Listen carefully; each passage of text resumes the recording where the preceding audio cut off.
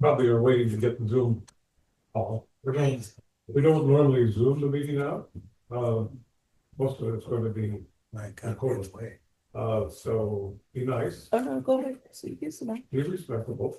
And I want to wish you all a happy New Year. And happy Christmas one. I think, as you notice, the rates are coming down a little, which is good. And I think that's going to help us quite a bit. Matter of fact, I was talking to Paulette actually showed property in Livermore over the weekend. And I think one of the open houses she hit for, they had like 50 people. So it's telling me that our buyers out there, nice range, of course. This was like 1.1 million to 1.2 million. But 50 people who are in the open house is quite a bit. So they're telling me there are buyers out there. So don't be disappointed. And be happy, smile. Yay. Okay, before I introduce our guest speaker, I'll give you a little bio on our guest speaker if you don't know him. Bill Harrison. Who is Bill Harrison? Well, My Facebook feed. he's on your Facebook feed. Yes. Okay, well, I guess his father was one of the founding partners. Yep. Back in 1948 in Oakland, came to Fremont in 54. Bill was one of the principals in 1990s. He was now in charge of the company. But a little bit about him, he's not just a CPA, he's also a person that cares about Southern Fremont. He was born here, at Easter, that was Washington High School, graduated from here. He got very well in city politics. He did a great job, I thought, in running the city. And I kind of a little background about what he's done. He served on the planning commission from 2001 to 2006. He was elected to city council in 2006 and re-elected again in 2007. He was our mayor from December 2016. And his accounting group, by the way, is probably one of the oldest accounting CPA firms in Fremont. So, anything I missed, Bill? No. Pretty good. I will say my brother runs the firm. Your brother runs the brother. Yes. Since this is going on the internet, I don't want Yeah, we don't. Your brother's not going to get no credit. talk. Okay. But he's my partner. And thank you very much, Jack, for inviting me. And Thank you. I'm happy to speak to you guys. And always love speaking to realtors. And you guys, like Chuck just said, kind of see the economy, I'd say, coming and going. You can kind of see you're the canary in the coal mine, and you're also the person leading the charge. And I think, real estate is such a driver in the economy. I think it's important. So what I thought I would do today is I have a little handout to give it to you at the end, so you have a couple of the big points I want to talk about. What we're going to talk about is there's a new tax law that was passed last year. It was signed July 4th. It was one big beautiful bill. We're not going to get political about what it is, but what I will say is it was passed last year, and July 4th signed. Before that, there was a tax cut after 2017. Well, this is probably the largest tax change since 2017. So there were a few changes, and I'm just going to key on a few highlights that will affect you guys, hopefully help some of your buyers, help you disseminate some information, then and kind of help everybody along. I always joke that NASA, part of the government, they do a great job at naming things. You have Apollo fishing, Enterprise, right? The people that name things at NASA are not the same people that name things for the IRS. The tax cut job after 2017 doesn't quite have the same ratio. It's either here or there. There was some big things in the one big beautiful bill, and we're going to hit the biggest one. The biggest thing, which again, you're there, you probably already know this, but the biggest thing was the SALT, they call it, state and local tax. So in 2017, they capped that at $10,000. That was kind of a, I'll be quiet, it was kind of an FU to the state that they law in New Jersey, New York, California. What it said was, no matter how much property tax you pay, no matter how much state income tax you pay, no matter how much your DMV car registration is, most you can deduct on your tax return is $10,000. So that's been away from 2017 to last year. So now they're raising that from 10,000 to 40,000. which is a big hit, which is a big help to everybody out there that is itemizing their taxes. So, the one thing that was good when they passed that 2017 was they raised this standard deduction. They said, okay, they raised it up to a decent price vehicle. Does that include, interest rate? That you pay on the mortgage? No, that's separate. That's separate. So basically in 2017, they took away a bunch of deductions and said, if you want to itemize this, and when you speak in taxes, we're not to talk in absolute, because there's always an exception. But basically, under the new law in 2017, the only things you could deduct were mortgage interest payments, charitable donations, and $10,000 in taxes. And then just to use a round number, it was like $30,000 was kind of the state. If you're married, was kind of the standard deduction. And again, that's a round number for discussion purposes. So if someone didn't have a mortgage and all they could deduct was $10,000 in taxes, they'd have to be pulling $20,000 in charity to even get to start to itemize. So a lot of people stopped itemizing and went to a standard deduction. By now raising that threshold to $40,000 in state and local taxes, you're going to see a lot more people itemize, which hopefully lowers their taxes. That's the part that I said, hopefully put some money back in. And it may help you sell something, because now it's a selling point. Your property taxes are not deductible. So you sell a $1.7 million house, the taxes on that are going to be above $17,000 for a full year. So before they can only deduct 10 of that 17. Now they deduct 17. They're halfway to the itemizing the deduction. You throw on the mortgage interest, you charitable donations, and they're right there. So then I think that is something that we're going to really see affect people here in California, because now we have a double whammy. We pay higher state income taxes than most people, and we also have higher property taxes. So hopefully that'll help out some of your people. 100% bonus depreciation was bad. So they reinstated this on purchases after January 19. So this is something that will help the business side of it, about investing in equipment, technology. You see people always talk about buying cars that are over 6,000 pounds with employee depreciation. So higher depreciation means businesses hopefully will make some investments that'll help lower their taxes and again kind of stimulate the economy. Many of you probably know about QBI, maybe qualified business income. It came in 2017 and basically is an incentive for pass-through entities like S Corps and LLC and some rental properties fit in this category.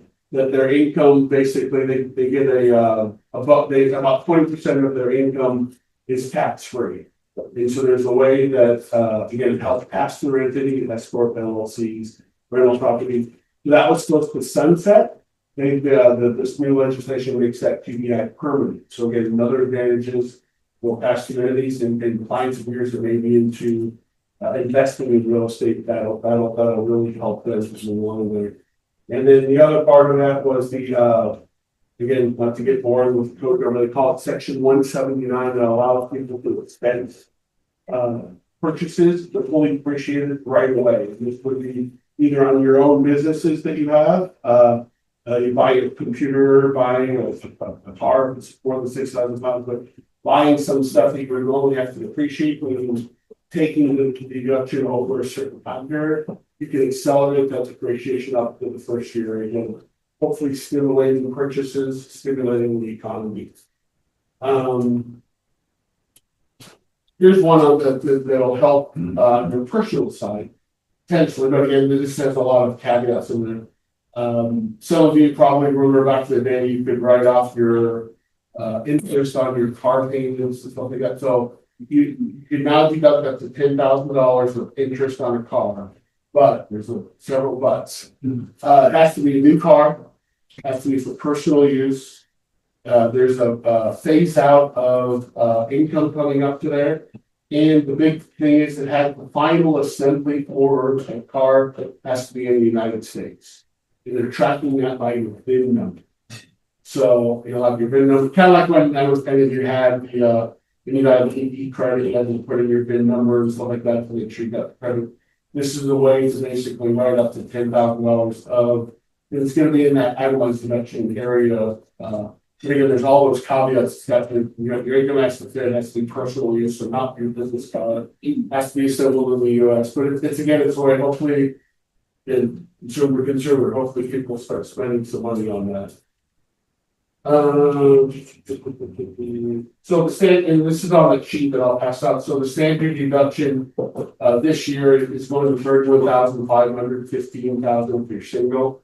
And again, people will pass that threshold up drastically if they're allowed to deduct, all the, state and local taxes that they'll be hitting with it. A lot of the, and you probably see this a lot in the houses you're selling, a lot of the energy credits for the solar and stuff like that, that kind of went away with it last year. So, who knows if that comes back. There is some, benefits there on the new law has some stuff about, they call it a super catch-up contribution on retirement accounts. So you have, you have a certain amount you can contribute to your 401k or your IRA. Then they put it in the thing, if you're over 50, you can do a catch up. Now they have a super catch up. If you're, I don't think there's anyone here that's over 60, between 60 and 62. Being generous here. But if you're between 60 and 63, they're having what they call super catch up, which allows you to put even more, like $11,000 more into a retirement account. So again, a way to lower current taxes if you do it through a deferral program, or at the very least to get it into your retirement account, which is a very good thing. Just want to throw out a couple, call them red flags, just to kind of, give you guys something to think about. A lot of people, attend, you're very familiar with 1099s, and you guys live by 1099s right now. There's a 1099K. Which some people started getting last year, and that was for third-party payments like PayPal, not Zelle, but more Venmo and stuff like that. So a lot of people got them, or like people that had season tickets to events from Ticketmaster, even though they would sell the tickets back and not make any money. So they would get this 1099 and say, "Oh, you made $20,000 from Ticketmaster." Like, no, I didn't. I just sold my tickets for $20,000. So there's reporting requirements on that, and there's the law right now says that threshold, which was like $20,000, is going down for 2026 down to like $600. So I think that's a little low, and we'll see if that changes throughout the year. And the other kind of thing that's good is you're probably good because I think you guys you made 1099 or something into your maybe some of your alien services or something like that. That threshold was $600 for 2026. They're finally raising that to $2,000. You don't have to get 1099 people. It's been $600 forever, but we think it would kind of be indexed with inflation, but they never really did that. They're tracking, their IRS is tracking down a lot on crypto reporting. So if you have people or so in your family that crypto, right now it's just a disclosure. You have to say you do invest in, and so you may want to be looking off on that. Something important to you, I know, is the standard mileage rate at 70 cents for 2025. And so just a little, not a story, but more of a warning, if you will. So, we've had clients that have gone under audit. There are people like you, self-employed people that have their mileage long. So technically speaking, the IRS wants a full-on document that says, I went from my house to my office, that's non-deductible, but from here, I went out and saw these 4 clients and what these properties. I know a lot of what you're doing out there is business, but they do truly want to see a log of what you're doing and what your mileage are for business. There's technology out there, I know, that you can use that basically says, start my tracker, do this and that. One little very simple kind of trick I tell my clients to do. In December and or January every year, get your oil changed, because then you'll have at least some written document that shows what your odometer is. So you can at least show, I started the year at about 32,000 miles, and then if you do it again next January, you show, or December, it shows I ended at 43. So I put on about 11,000 miles, and kind of have to justify what the business part of that is. So at least you have some sort of outside documentation. So that's just a little trick for you there. And then home office, if you take a home office deduction, I know I would love to be here with Chuck, but I'm sure some people that have their home office, take pictures, make sure you show that it is exclusively for your home business versus it's your dining room when the family comes to Thanksgiving or something like that. So back to you guys as professional real estate people, there's a lot of you are probably sole proprietorships, which are I think the easiest way to get things done when you file what they call Schedule C. Some people choose to form the entity as an S corp or an LLC and do it that way. They're all perfectly good. The QBI deduction really helps some of those pass-through entities. That may be a benefit there. And then so there's it's a much larger conversation, but many of you have probably heard the term the real estate profession, not meaning a realtor, but the IRS has certain requirements that if you manage properties and do more than 750 hours in 1 year managing property, you can be deemed a real estate professional, which can allow you to take some losses in real estate beyond being just a passive loss. But again, they're very hard on that criteria. If you want to see a document that you spent 750 hours, it's not just writing a check to a handyman. You kind of have to do some more of the blood and sweat and equity labor into there. But something you may want to look at a little bit into. We talked about the miles, officing, you make sure you're capturing all your expenses, marketing, staging, client meals out, brokerage fees and desk. And I always tell people, when you go to a restaurant, keep a receipt. Obviously, it's, so they under audit, again, is the worst, is the worst case scenario, right? So under audit, you want to be able to show the who, what, when, where, and why. So the where, the when are on the receipt. You went to, El Patio on this day. And you want to show the who you're with and why are you there. So you're with Chuck. And we're talking about marketing of the brokerage, or you're with buying hats, and we're showing you the property. So you want to basically always be writing on who you're with and why you were there, and that kind of answers the five questions that would be asked. So I always tell my clients that they're a Schedule C employer. Again, like a lot of you are, that are independent contractors. There's kind of two paths that you should go down and kind of think about what do you want to do. So path one is I'm going to get my 1099. I'm going to offset as much of the income as I can with expenses, so I minimize the my tax hit. And the way that generally works is you got your 1099 that shows your income coming in. We'll just use a number. Say it's $50,000. You have $10,000 of expenses, so you have a profit there of $40,000. That $40,000 is taxable income to you. You pay income tax like everyone else. Then you also pay self-employment tax on that.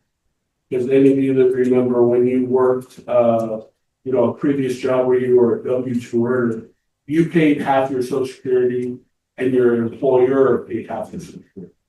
So since you're now self-employed, you get the benefit. But pay both sides of Social Security. So whatever your 1099 income nets to, you're going to pay self-employment tax and the income tax on. And in California, if you're in a high bracket, it could almost be 50% of your money, because you could be your 20% federal taxable, 5 or 10% state, and self-employment tax is about 15%. So you can gets up there really quick. So path one is I'm going to take my 1099 income. I'm going to do a bunch of expenses to lower that as much as possible.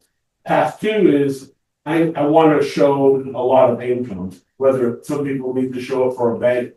I know it's really hard as a self-employed person to kind of get a bank out there to redo a mortgage or something like that. So I need to show a lot of income to justify something to the bank.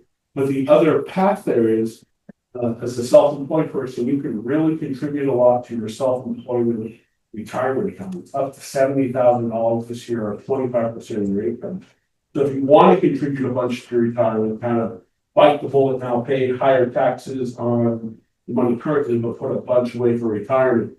That set contribution does lower your taxable income. So it's one way to kind of say, I'm going to invest in myself, invest in the future, show a higher income there, put a bunch away in my self-employment account, and then also be able to show money to justify something different from paying. So hopefully that makes sense on that. Let's see, what else we got? So again, a few more red flags. They're not tracking the mileage is one. Kind of commingling of expenses. So if you do have a Schedule C or some kind of separate, I always suggest a separate checking account, personal one and a business one if you can. And then credit cards are the best. I use credit card 99% of the time. And you get that end of the year statement that's really helpful. It says, oh yeah, these are business expenses. So yes, in a perfect world, you have a separate checking account, credit card for business, credit card and checking account for personal. I know sometimes that's a little hard, but that's the best case scenario. Worst case is just make sure you're tracking so you're not commingling of what is the business expense versus what is personal. And I think it's important to start to talk to clients about that, about how the new tax laws can maybe affect them, whether it's the investment side of the property, if they're going to invest in real estate as an investor, or they're finding their first house, second house, a new home buyer, how moving to itemized deductions when you have that mortgage interest will really help you. And that's kind of the biggest part. So what I thought I would do is just, I can pass these out. This just has some of the bigger issues. And then again, I have time to answer a few questions if you have. And again, sometimes again, it's hard to answer everything without knowing the whole situation, but I can do my best to kind of dodge your question and move on. If anyone has any questions, Jeff, you guys, everybody, question? Nothing? I have a question about real estate regulation. We're gonna have to invest in properties, and I don't know if I can deduct. I did a cost calculation study for last year, 2024. And I don't know if I can deduct most of it, because I understood that as a law change. So some people are saying with the new depreciation information that's there, they're like, oh, this is the year of cost information. Because then you can kind of determine what you can accelerate depreciation. So the cost of doing it, absolutely, that's fully deductible. That's a legitimate investment on the rental, on your investment property account, if you will. So if you have two properties and you did one study, we paid the company or whatever it was, I would split the cost and put it on each of the properties, show how it's funded. And then you can use that cost segregation study. So maybe you look at the depreciation that you have currently, maybe upgrade it with the depreciation. That's something. There's people out there making a lot of money running cost segregation. I know, Rob. Hi. Everybody else? Yes. What bonuses are we talking about? So they call it bonus, but really, it's accelerated depreciation. So for those of you who don't know, so let's just use the example. Say you bought this huge audio video as a business, you pay $10,000 for this great equipment. The IRS says this is going to last you more than a year.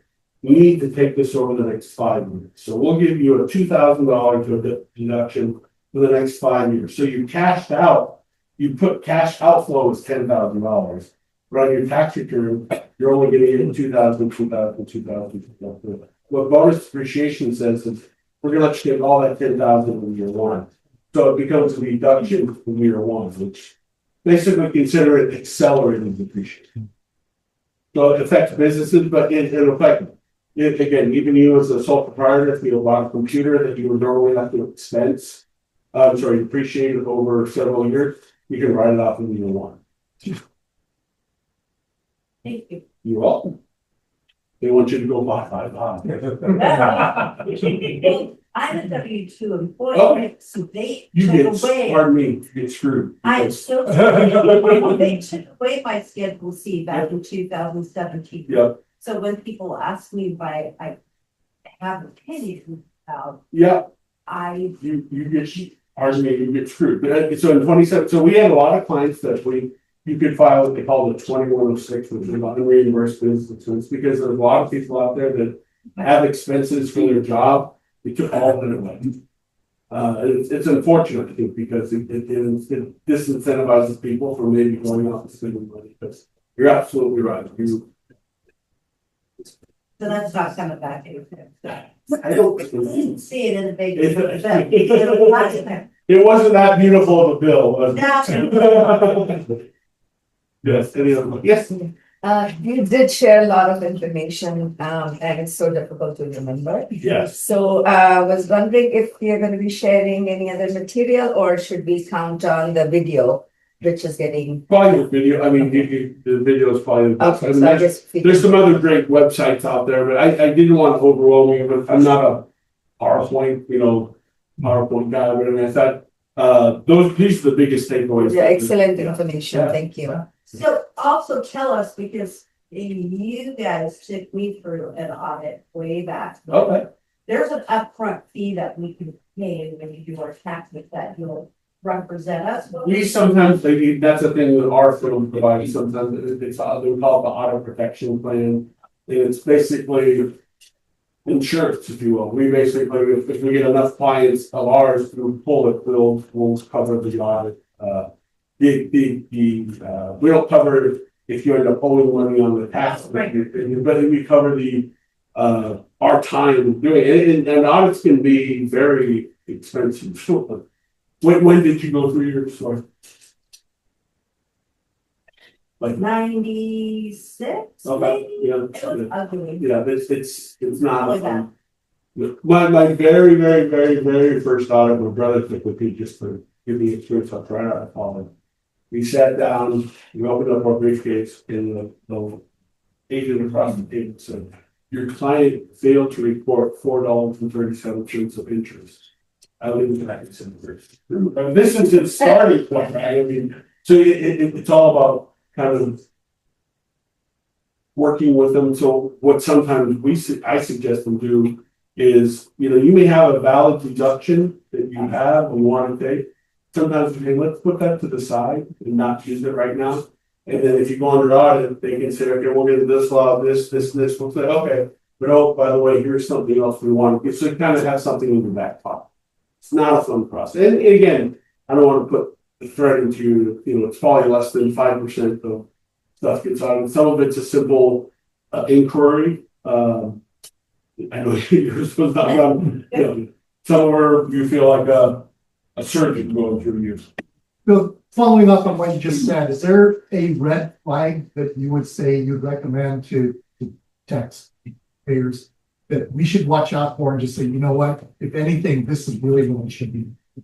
They used to say, Schedule C again, which I thought most of you would probably be Schedule C because of the line and stuff like that.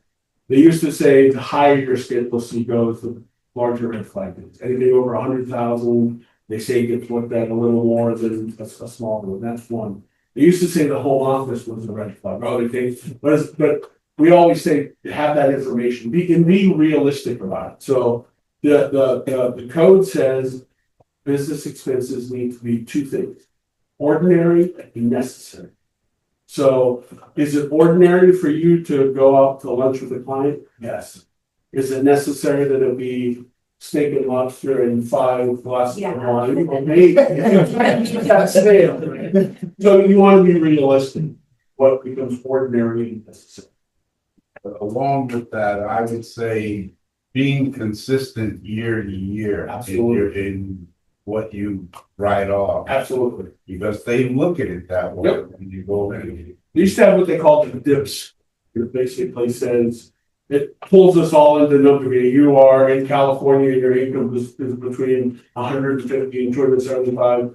You should have charitable contributions of between 2,000 and 5,000. If all of a sudden you have charitable contributions of 10,000, we may go, what's that about?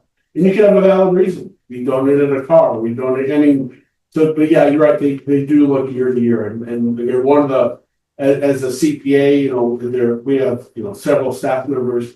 The first thing I look at is we call it, it's a 2-column comparison.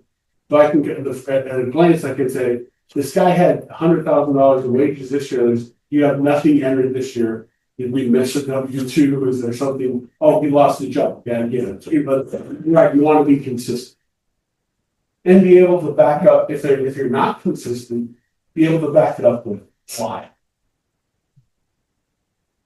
Any other questions, comments? No? All right, well, there should go. How many people have been audited in here? I might know.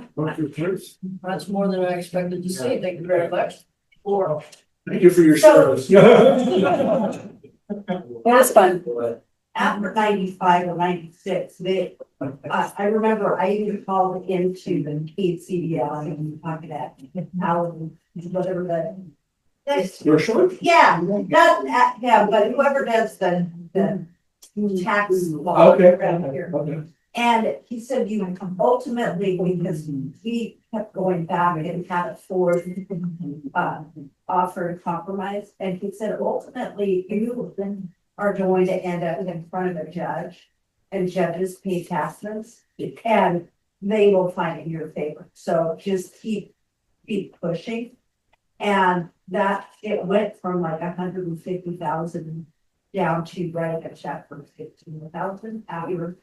Yeah, so, you know, just, you gotta keep pushing back. And I always say, be able to have stuff to back you up. The reason why you're pushing it. Right, That's smart. right.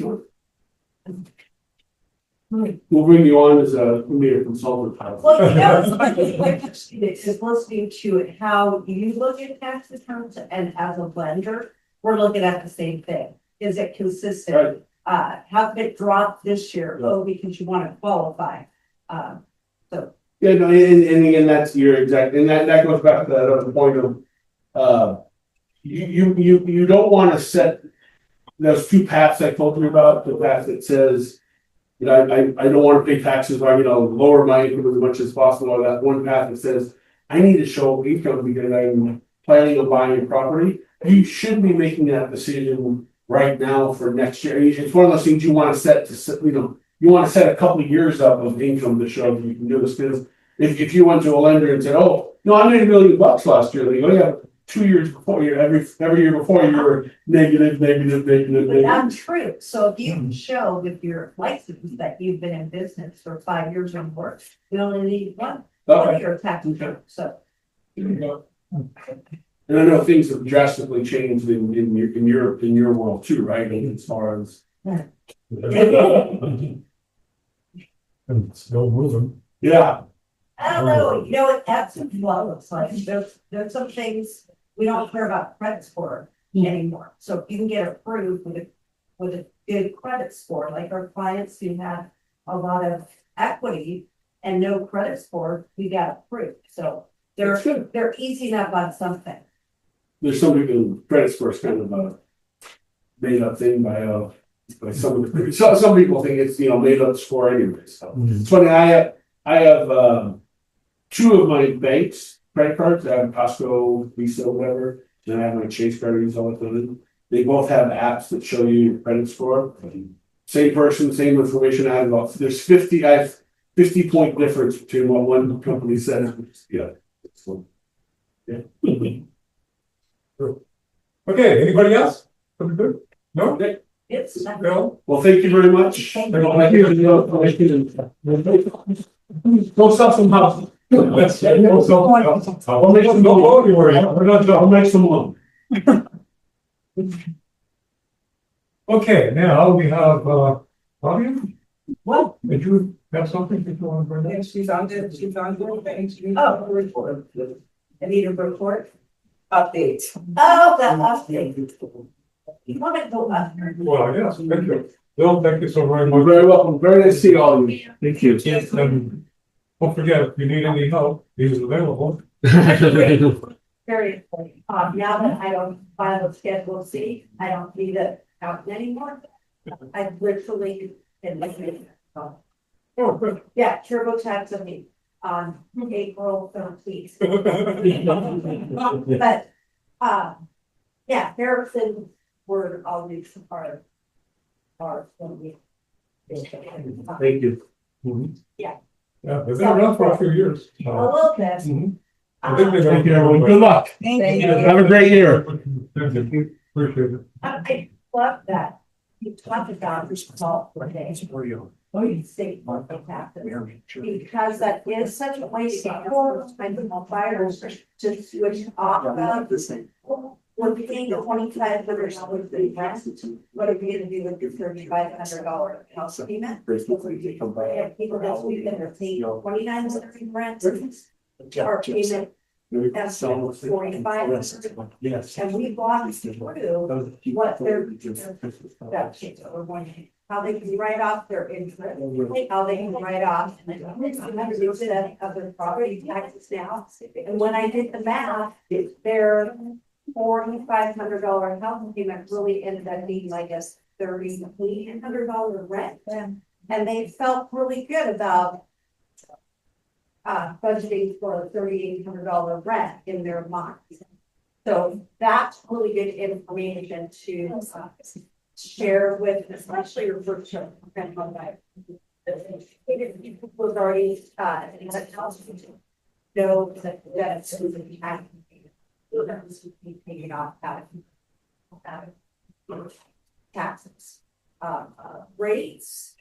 We went from 6% on a jumbo to 5.875 on a jumbo at 0 points. We have a special lender who takes care of our high wealth clients that are offering that. Yeah, I can see 2 drops since the beginning of January. Oh. There's a little bit of loosening with our interest rates. And I don't know that we're going to see much more after the Feds make any adjustments, because it's the bond market, as we always talk about here, that's hurtiness and responding. So now it's probably a fabulous time for us to get out there and really say rates are good. They're better. Secondly, that I just already stated that there wasn't, we aren't looking at credit score. If we have a really valid contract and a really valid borrower who's got good enough down. Never have like that. We can actually run their file through our desktop originator and that was our kids that came in last week. A husband had to buy it and wife had no credit, but because there was probably 70% equity in the home, we were able to get. So these are things that are really good tools to have out there when you're talking with folks. I don't know, does anybody have any questions about rates or lending right now? Done. No. Wow. Oh, yeah. Yeah. What about that down payment assistance that's being promoted right now? There's so many items. I know, that's, so the one that I looked at just recently is 0 down. Okay. Where you get a second for the 3%. Those rates are a little higher, but when I priced it out just a week ago, the first was at 6.75. And that was at 0 points. And you do have to have 600. The second has 2 options. If you want it forgiven, then you have to pay, $350 a month for it. If you want to, after 5 years, pay it back, then your repayments a little bit. It's very good for someone who's got a good income, but has no money to get into property. So, not that the ratios are a problem, it's just that the payment's going to be higher because those rates are a little bit higher. So if you want, I can send you the details on that. There's So that another, I think there's another one that's, second, 185, 150,000 down second. That is the Dream for All program. So the Dream for All program, does anybody know the Dream for All program? Okay, we talked about this a couple of years ago. So, Cal HFA has a program where they will give your borrowers 20% down for their property. And what happens is it's an equity share. Not a and so what happens is how HFA provides for the borrower 20% to put down on their property. And they're going to qualify at an 80% loan to value. As the property increases in value, how HFA gets to receive 20% of that 80%, right? Because it's an equity share program. Now, it is limited to first-time home buyers whose parents have never owned a home before.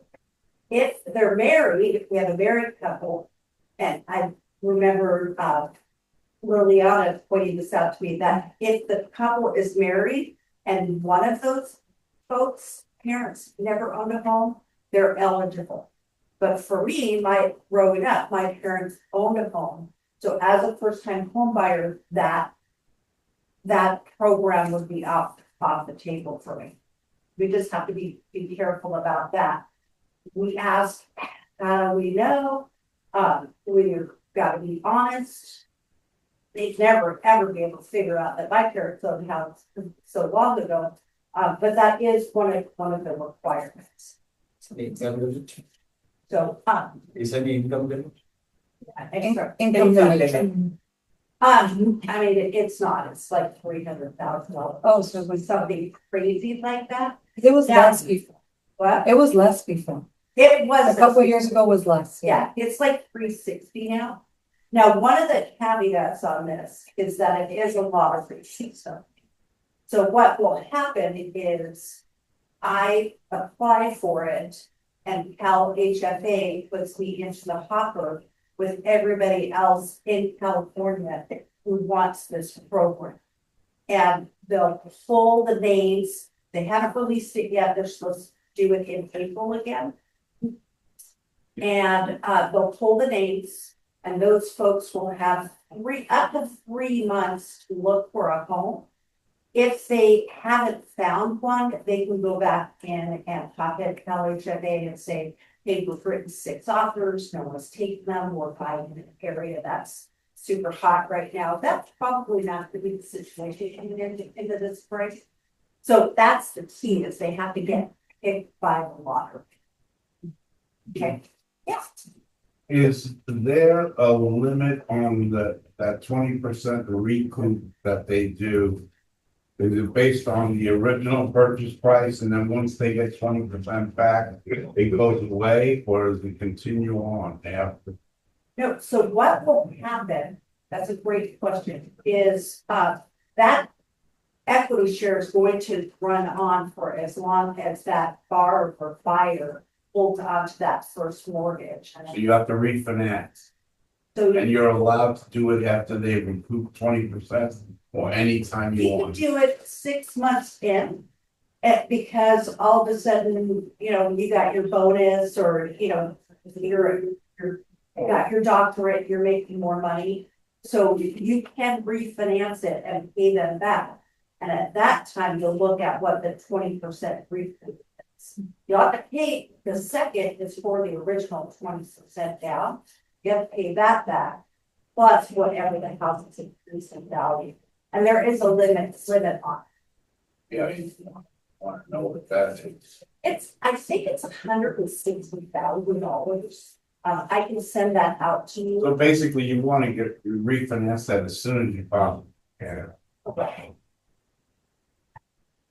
And you're not gonna get the best interest rate either. That interest rate is probably going to run at least 0.75% higher than what. You mean when you refinance? Oh, you can refinance it Oh, out. oh, you're anywhere. talking about the initial rate is gonna be. Correct. Just because they're getting you money. Right. Is that the program you were talking about? Yeah. Okay, Thank you. so, Alameda County has one as well, look into that, it's called the AC Boost program. They don't run out of money, they run all year long. But their lotteries are in May and September. Okay. Now that I got. That's just for Alameda. All right, Yeah, great, thank you so much for your update. thank you guys. Okay, well, that being said, anybody have any buyers wants to lease this month? Anybody have any new listings coming up? Yes, Yeah, new listings coming up next week. Okay. thank you, Wes. 3 bedroom, 2 baths, townhouse, 2 stories, around 1,400 square feet, and units. All updated, $350. At 1,168,000. First question.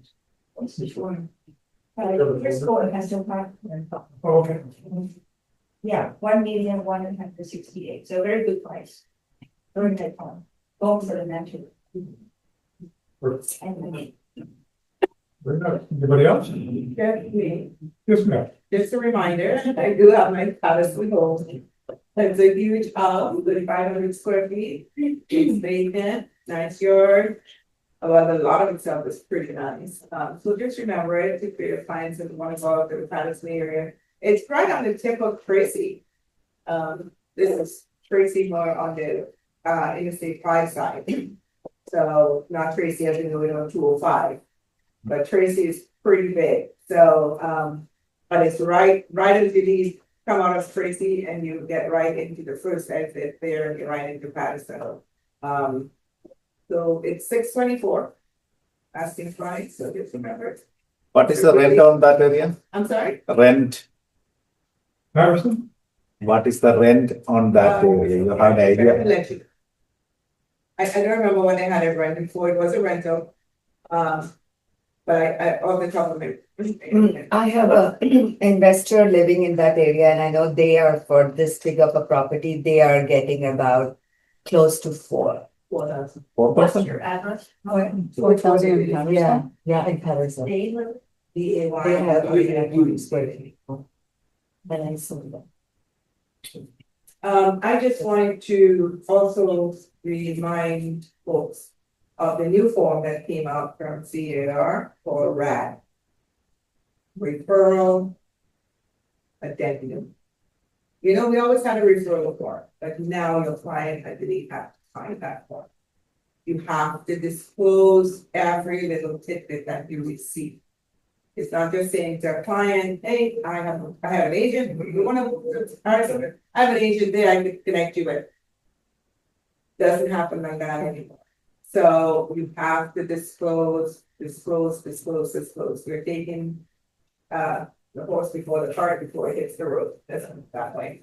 So that's another thing that the big guys with the lawsuit looking at. So starting, let's change our form that we have, modify it, so anytime you place a referral, client has to notify, I have to know that you're getting some kind of compensation from it.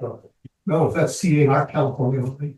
Well, that's our form, the state form. Okay, Yeah. but if somebody's referring something from another state to us, do we have to be looking for that form? Well, no, because they wouldn't have our form. Okay. Whatever they send you, you sign. But if you are placing the referral out, you make sure you use the CAR form. Yes. From now moving forward or retro, I have 3 referrals coming in. Well, the form was just released, usually the last, I think it was printed at the end of December. Yeah. So the referral agreements that already got signed. Prior to that, yeah, was better be. As long as your client is aware that you're getting, yeah, they look at it as secret profit. So we can't have secret profits. Okay, also remember that next week we're closed on Monday, the holiday, no meeting next Tuesday. I will be gone, Thursday, Friday, Saturday, Sunday, Monday. So if you want me, get a hold of me. I'll be out of the state, so. What do we have? I'm gonna do my grandson. Oh. So I basically tell everybody, if you use the manager's email, which is managers@realtyexperts.com, he sees it, I see it, one of us will respond to you. Cheapers. I don't know about that. We've had that for years. Did the two person know? Managers and realty experts. Managers or managers? Managers. We have both, but we like the managers one better. We use that managers@realtyexperts.com. We all. You get double We trouble. both.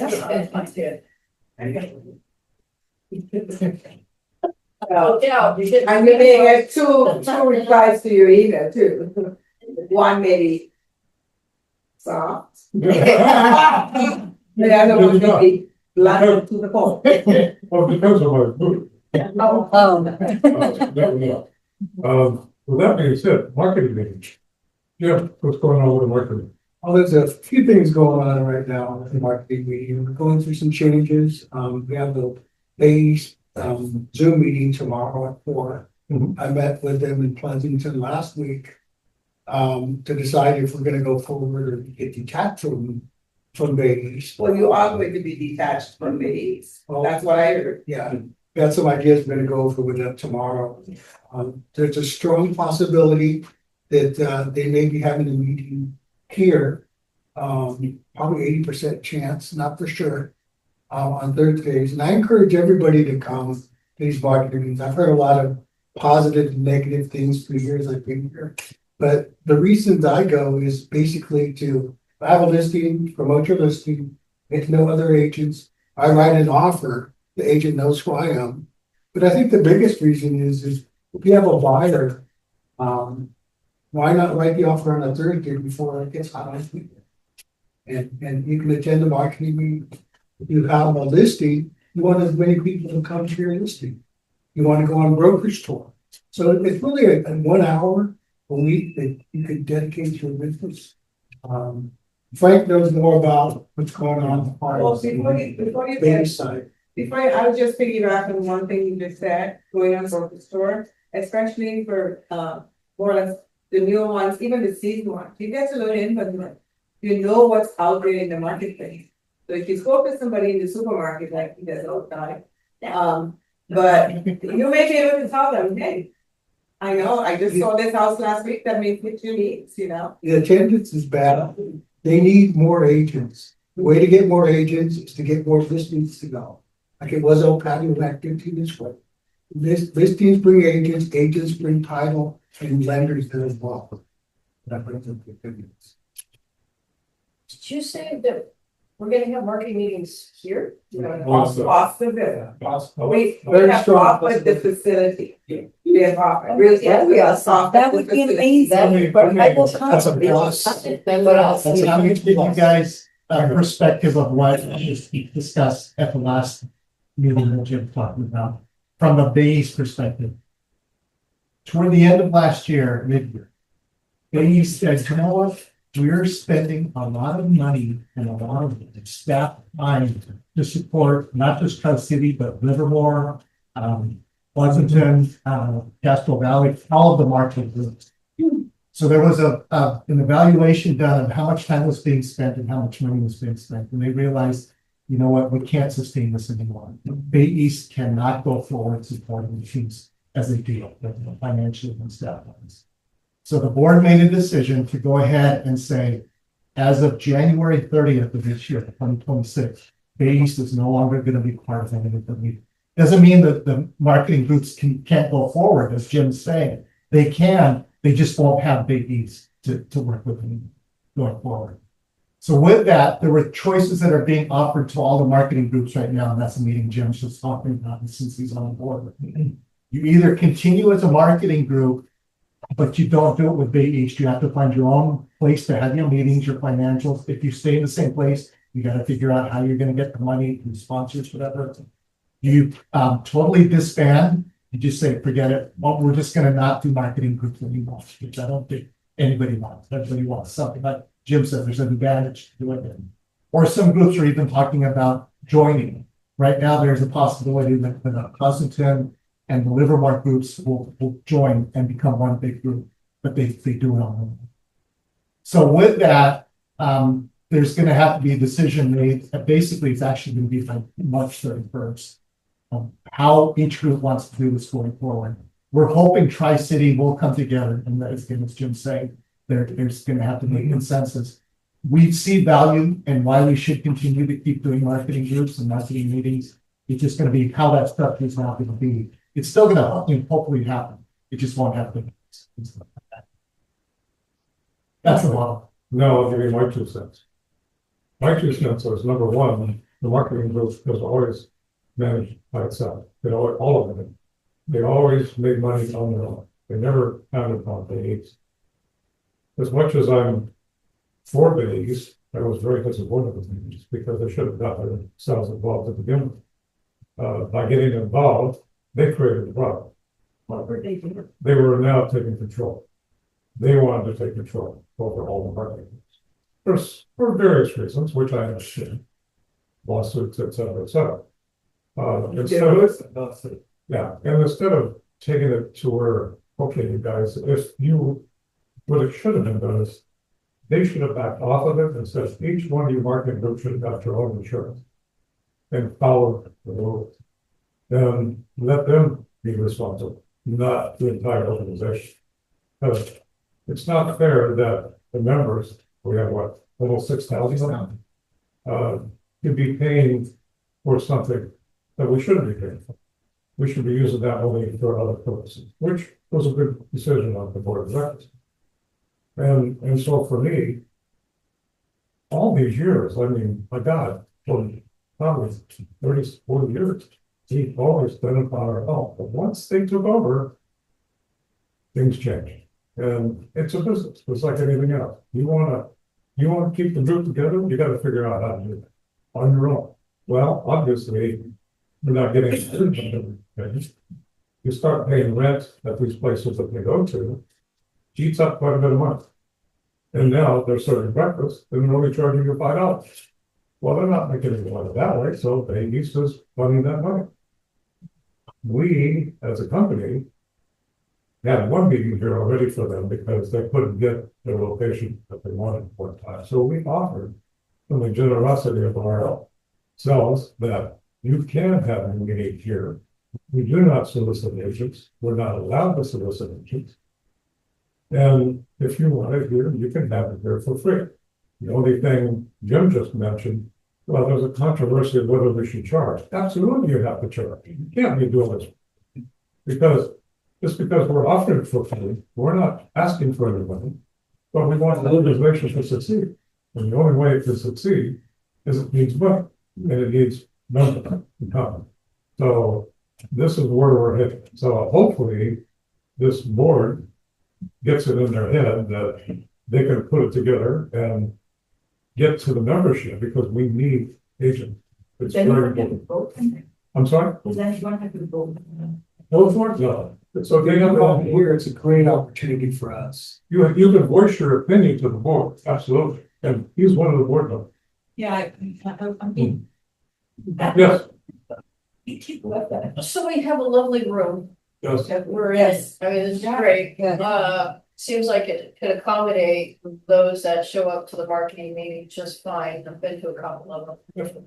And we have the kitchen. It just seems like it checks all the boxes, and a dang elevator. It just seems like the perfect place to host them. Although I know it's going to make a lot of people very uncomfortable. So I'm wondering, is rotation being talked about? Does Legacy have a room like this? Yes.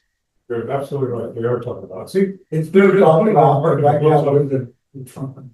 out of Alameda, there is a real estate office that only the office has a meeting. And there is no issue. But when we were discussing it, we said, maybe other companies will get involved. we're just doing it because we wanna help. We want to keep I this think going. so, I think there's gonna be others that are gonna step up to the plate real quick. That's what we're looking at. Okay, the positive side of things, but the negative side is, if every week I have to look to see whether we Right. that is a negative. Yeah. That's building it, Yeah, right? inconsistent. So that's something that has to, and the board themselves need to get better with communication, getting it out on time, ahead of time, not the day before, to know, who's gonna be traveling, yeah. So, you guys, when you volunteer to do something, like you either have to give it 100% or don't volunteer.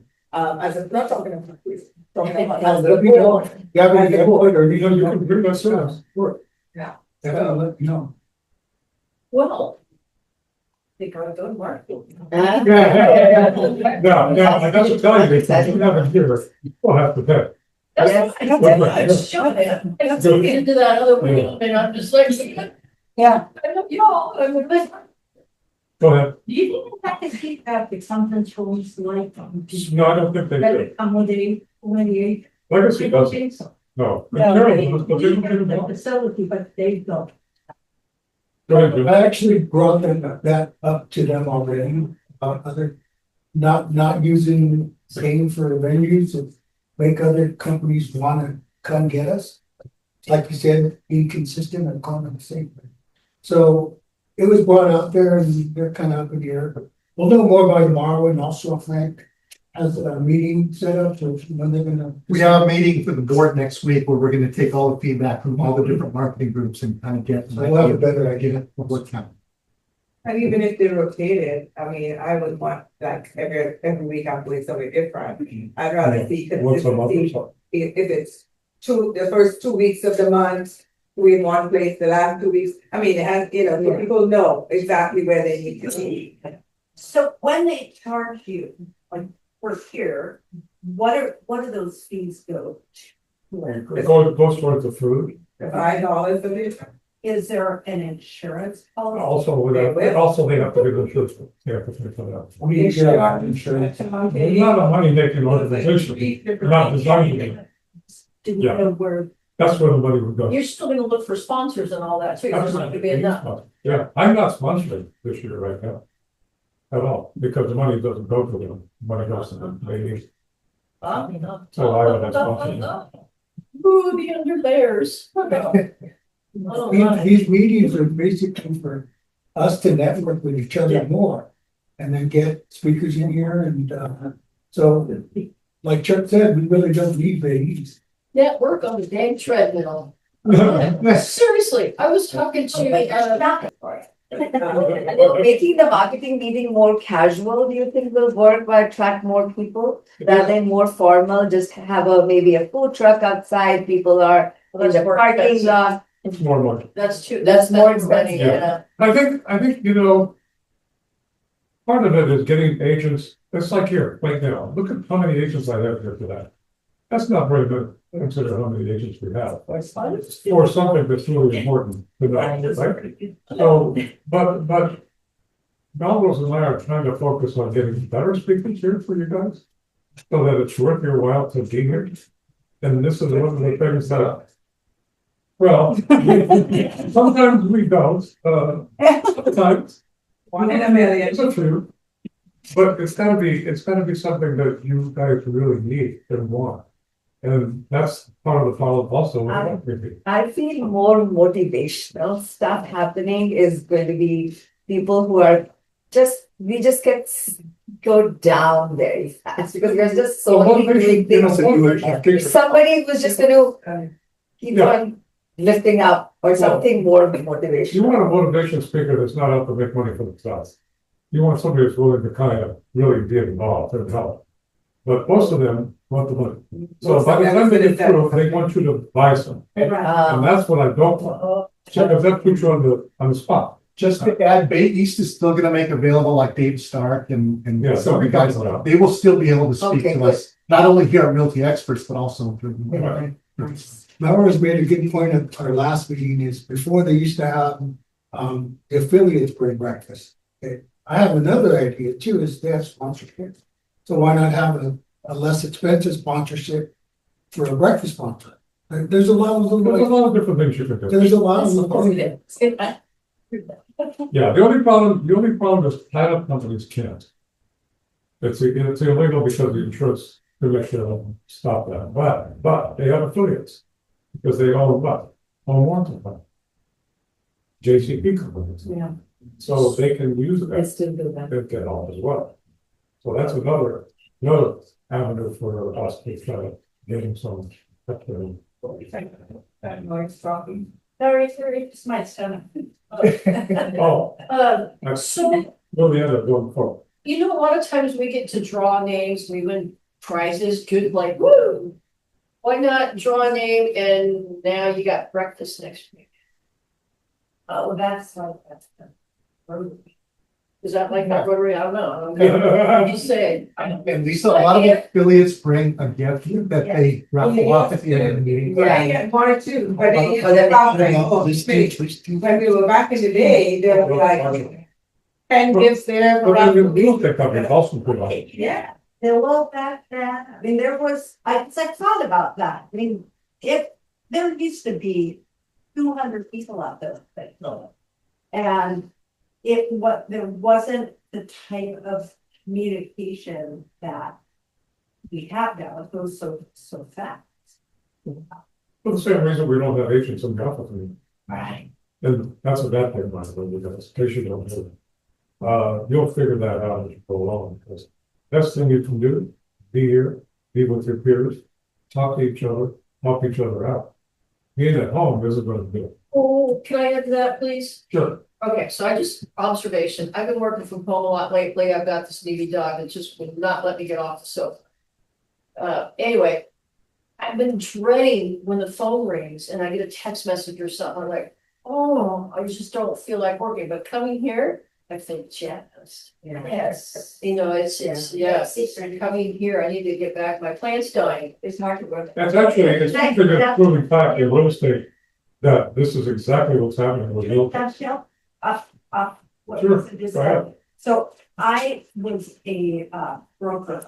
I went back to Diversified Johnson in December, yay. So for 2 years, I've been working out of the house. Where if I have to ask a question to another agent or a manager, I gotta dial up a phone call or send an email and wait for it to come back. And when I'm now in the office, I could just pop into whoever's next door and they can say, here's the answer. Or, gosh, it's a great question, you know, share it with me when you find out. And it just keeps you on top of stuff.